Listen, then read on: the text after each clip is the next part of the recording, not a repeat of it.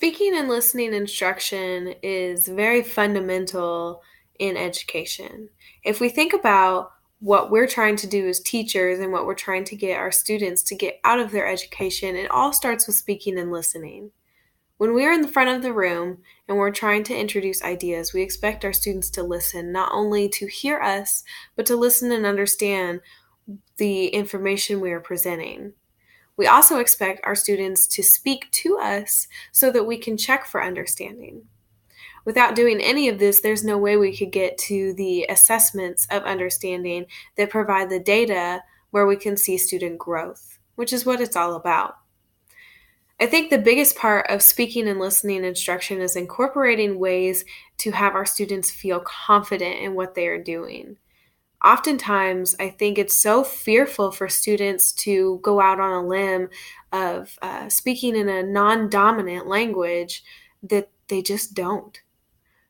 Creating that confidence is going to create opportunity for them to speak to us, to each other, so that we can measure what they understand, what they need help on, any misunderstandings that we need to fix right then and there.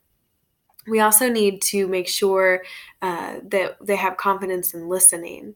That way, when they hear instructions, they don't tune it out, assuming that they don't understand, but they can listen to those directions so that they can complete assignments well and they can meet our expectations in the classroom and in the school. We also have to remember that the way a student speaks, how well they speak, what they know to speak does not measure their ability. It does not measure their ability in the ability to learn English as a language. It also does not measure their ability in their academic performance. We have to dig deeper than that. Understanding that this language is going to develop socially first and academically later, we have to think about the opportunities to foster that growth. We also need to know that listening means a lot more than hearing. They need to listen so that they understand and also they retain information. And it's not just listening well, so we hope they remember, but this retention should come from the connections they make from truly, deeply listening and understanding. My advice to teachers is definitely to differentiate. If we're going to meet students where they are, regardless of any language differences, we need to know their learning style and the multiple intelligences we see in the classroom. Creating these opportunities for instruction as well as assessment will make students more successful to begin with. If they're confident they have the ability to do what is asked of them because it meets what they are best at, they'll definitely give it their best try. They'll enjoy it more too. We also need to think about giving students more autonomy. Giving students the opportunity to work with their peers to prove what they know will help them be more confident, as well as give them practice in that big social learning that they need to develop their language. Giving that small group instruction and discussion helps us progress monitor what they actually know and aren't afraid of to say in front of their peers. It also gives their peers a chance to help them get on the right track if they didn't understand what the adult who doesn't understand them is saying.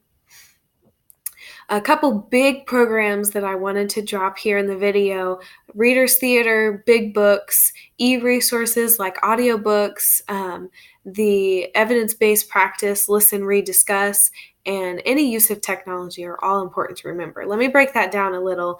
Reader's Theater being multiple opportunities to learn new vocabulary beyond that of reading it in a book.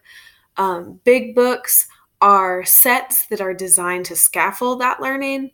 The audiobooks are fairly self-explanatory, but also consider using audio recordings of your instruction so that they can go back and listen to that.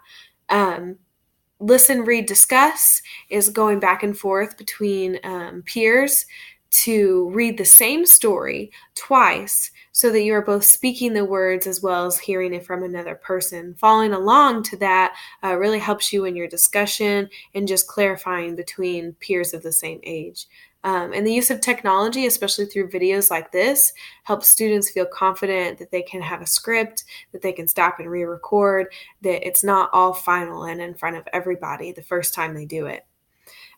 Some resources I found these at, as well as resources I'm familiar to be helpful with.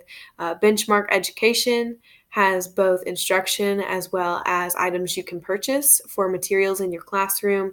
Reading Rockets, Teaching Channel videos, and What Works Clearinghouse. You can all search and refine exactly what you're looking for to find this evidence-based practice, the evidence behind it, and how to deliver this in your classroom.